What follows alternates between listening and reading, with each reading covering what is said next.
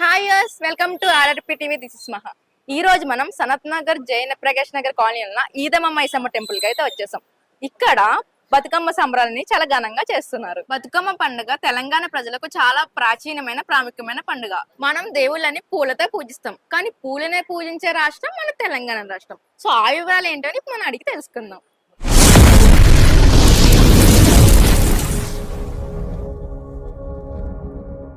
నమస్తే అండి. నమస్తే. మీ పేరు? నా పేరు వంశీ భట్టాచార్య. వంశీ భట్టాచార్య. ఈ రోజు ముద్దపప్పు బతుకమ్మ కదండి. అవును. బతుకమ్మ పండుగ తెలంగాణ ప్రజలు చాలా బాగా చేస్తారు. సో దీని విశిష్టత మాతో చెప్తారా?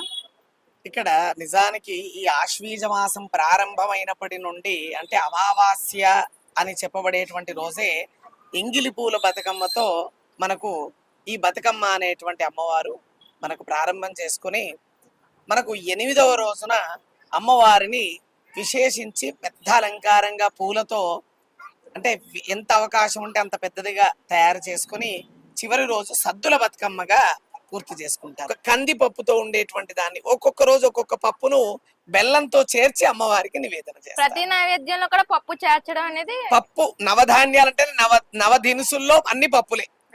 9 రోజులు కాబట్టి సో అంతే. అంటే ఇక్కడ 8 రోజులు మాత్రమే ఉంటాయి.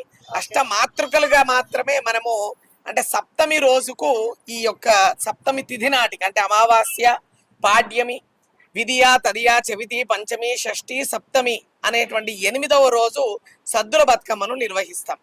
ఆ రోజు సిద్ధరాత్రి రోజు తర్వాత రోజుకు ఉంటుంది కనుక అది మహాగౌరీ స్వరూపము సప్తమాతృకల్లో సహజంగా. అయితే మిగతా ఈ రోజున మనం చూస్తున్నటువంటి వైదికాన్వయానికి ఇక్కడ జరిగేటువంటి దానికి తేడా ఏమిటంటే అర్ధరాత్రికైనా సరే చంద్రోదయం అమావాస్య పూర్తయింది అని అంటే గనక చంద్రోదయం ఎప్పుడు పూర్తవుతుందో అప్పటి నుండి అమావాస్య పూర్తయిపోతుంది గనక చంద్రోదయం ప్రారంభమైనట్టే లెక్క. ఆనాడు ప్రకృతిని ఆరాధించేటువంటి తత్వంలో ఉండేటువంటి ఈ తెలంగాణ ప్రజల్లో ఆనాడు అంటే కొన్ని వందల సంవత్సరాలు అనుకోవచ్చు, కొన్ని వేల సంవత్సరాల నుంచి కూడా ఈ నుడికారం ఇలాగే కొనసాగుతోంది. ఇందులో అమావాస్య నాడు రాత్రికే ఈ బతుకమ్మను అర్ధరాత్రి వరకు కూడా ఆడతారు చక్కగా విశేషించి. ఏ అర్ధరాత్రి వరకైతే ఉంటుందో అర్ధరాత్రి లోపల ఎప్పుడు ప్రారంభమైనా అది చంద్రోదయ వేళల్లో ఉండేటువంటి విశేషమే అవుతుంది కనుక ఆ యొక్క విశేషాన్ని అనుసరించి అదే పాడ్యమి కింద రాత్రికి పాడ్యమిని లెక్కేసుకుంటాం. వైదికాన్వయంలో సూర్యోదయంలో ఉండేటువంటి పాడ్యమిని లెక్కేసుకుంటాం కనుక సప్తమి రోజు రాత్రికి అష్టమి ఉంటుంది కనుక అష్టమి మహాగౌరీ స్వరూపం. సిద్ధరాత్రి అనేటువంటిది తర్వాత రోజుకు ఉంటుంది కనుక అమ్మవారిని అందులో నిక్షిప్తం చేసి 9వ రోజు ఎవరి ఇళ్లలో వాళ్ళు సిద్ధదాత్రి అనేటువంటి అమ్మవారిని ఆరాధన చేసుకోవడం జరుగుతుంది. హాయ్ అండి. హాయ్ అండి. మీ పేరు? నా పేరు ఐలో శ్రీనివాస్ గౌడ్ అండి. బతుకమ్మ పండుగ మీరు ఇక్కడ ఎన్ని సంవత్సరాల నుంచి చేస్తున్నారు? ఇక్కడ మాకు తెలంగాణలో తరతరాల నుంచి వస్తుంది కాబట్టి ఇక్కడ ఈ ప్లేస్ లో ఒక 26 సంవత్సరాల నుండి కంటిన్యూ అవుతుంది. 26 ఇయర్స్ నుంచి మీకు బతుకమ్మ చేస్తున్నారు. కంటిన్యూ అవుతుంది. ఈ 5 సంవత్సరాల నుంచి ఇంకా అమ్మవారి గుడి చాలా పెద్దగా మా ఏరియా మాజీ మంత్రి తలసాని శ్రీనివాస్ యాదవ్ గారు ఆయన సంకల్పంతో ఆయన ఓన్ గా మాకు ఇక్కడ కట్టించి మాకు హ్యాండ్ ఓవర్ ఇచ్చారు. ఈ గుడి ఇక్కడ కట్టినప్పుడు కానీ బతుకమ్మ చేస్తాం. బతుకమ్మ చేస్తున్నాం. అంతకన్నా ముందు నుండి చిన్నగా ఉన్నప్పుడు చేస్తా ఉన్నాము, మళ్ళీ పెద్దగా నుంచి ఇంకా చాలా ఎక్కువ చేస్తా ఉన్నాము. ఈ గుడి కట్టక ముందు నుంచి కూడా స్టార్ట్ అయింది. 26 ఇయర్స్ నుండి కంటిన్యూ అవుతుంది. ఇప్పుడు మా తలసాని శ్రీనివాస్ యాదవ్ గారు మాకు ఆయన సొంత నిధులతో ఆయన సొంతంగా ఆయన సంకల్పం తీసుకొని ఆయన కట్టించి ఇచ్చారు మాకు. దాన్ని ముందుకు నడిపించండి అని చెప్పేసి మేము ఆయన కట్టించి మీరు చూసుకోండి అంటే నెక్స్ట్ తరతరాల నుంచి మీరు రన్ చేస్తూ వచ్చారు. ఇప్పుడు 5వ తరం నాది. మీది 5వ తరం. ఇవన్నీ పొలాలన్నీ మావే, మేము ల్యాండ్ లార్డ్స్. ఇప్పుడు నేను అది ఆయన కట్టించి నా హ్యాండ్ ఓవర్ ఇచ్చారు. ఇప్పుడు దాన్ని నేను ఎన్ని ఇయర్స్ నుంచి చూస్తున్నారు? నేను ఇప్పుడు ఇది 4th ఇయర్. సో 4 సంవత్సరాల నుంచి మీరు ఇది రన్ చేస్తున్నారు. నమస్తే అమ్మా. నమస్కారం. మీ పేరు? నా పేరు సుభాషిణి అండి. అందరితో కలిసి బతుకమ్మ పండుగ చేసుకోవడం మీకు ఎలా అనిపిస్తుంది? చాలా సంతోషంగా ఉంటదమ్మా. ఎంతో ఇంట్లో ఉంటే ఎన్నో ఆలోచనలు, ఎన్నో మనకి ఏవేవో ఆలోచనలు ఉంటాయి.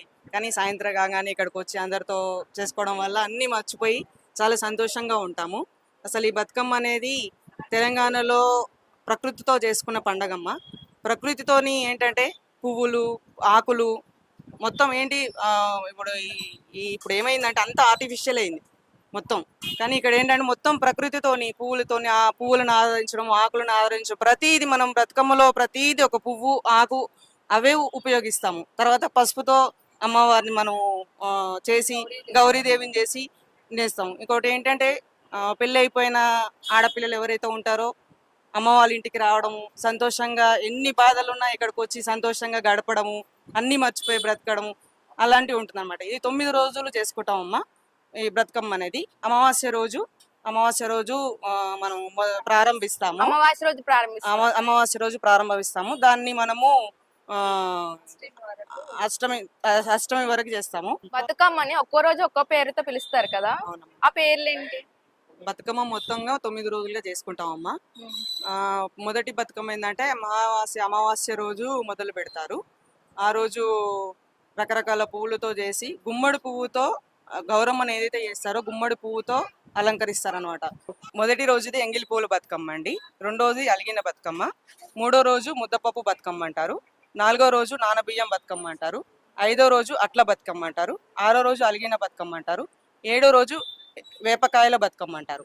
8వ రోజు వెన్న ముద్దల బతుకమ్మ అంటారు. 9వ రోజు సద్దుల బతుకమ్మ అంటారు. ఆ సద్దుల బతుకమ్మ రోజు ఏం చేస్తారంటే రకరకాల పిండి వంటలు, ఇప్పుడు పులిహోర అని 5 రకాల అన్నాలు, ఒక్కొక్కరు ఎవరికి తోచిన విధంగా వాళ్ళు ప్రసాదాలు చేసుకొని పోయి అక్కడ ఒక దగ్గర సామూహికంగా అందరూ ఆడిన తర్వాత వాళ్ళు ప్రసాదాలు పంచుకొని ఏదైతే గౌరవం చేస్తారో ఒకరికొకరు పసుపు కుంకుమలు ఇచ్చిపుచ్చుకుంటారనమాట. అక్కడ ఇచ్చిపుచ్చుకున్న తర్వాత అమ్మవారిని గౌరమ్మని సాగనంపుతూ కొన్ని పాటలు పాడుతూ, మంచి ఊర్లలో అయితే చెరువులు కుంటలు ఉంటాయి, అక్కడ ఉద్యాపన చేసేసి ఎవరింటికి వాళ్ళు సంతోషంగా వస్తారండి. పసుపు కుంకుమలు ఇచ్చిపుచ్చుకుంటారని మీరు అన్నారు కదా, పెళ్ళైన వాళ్ళు మాత్రమేనా?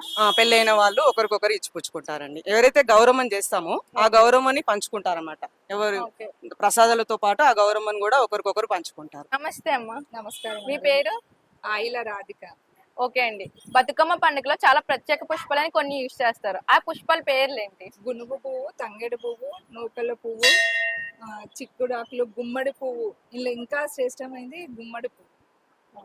ఆ గుమ్మడి పువ్వుతోటి బతుకమ్మను పేరుస్తాను. ఈ బతుకమ్మ చిన్న పిల్లలకు వాళ్ళ అమ్మమ్మ వాళ్ళు తెచ్చిస్తే ఇక్కడ ఆడుకుంటారండి. ఇది చాలా విశిష్టమైంది. ఈ తెలంగాణ వచ్చినప్పటి నుంచి ఈ బతుకమ్మ ఇంకా దేశాలలో కూడా ఈ బతుకమ్మను ఆడుతున్నారు, విదేశాలలో కూడా. తెలంగాణ మాత్రమే కాకుండా దేశ విదేశాల్లో కూడా ఈ పండుగ చాలా అభివృద్ధి చెందింది. అది టిఆర్ఎస్ ప్రభుత్వంలోకి రాగానే ఇంకా అభివృద్ధి చెందింది బతుకమ్మ పండుగ. బతుకమ్మ పండుగ అంటే తెలంగాణ ఒకటే అని మనం అనుకున్నాం, కానీ దేశ విదేశాల నుంచి కూడా ఈ పండుగనే డెవలప్మెంట్ అయిందని చెప్తున్నారు.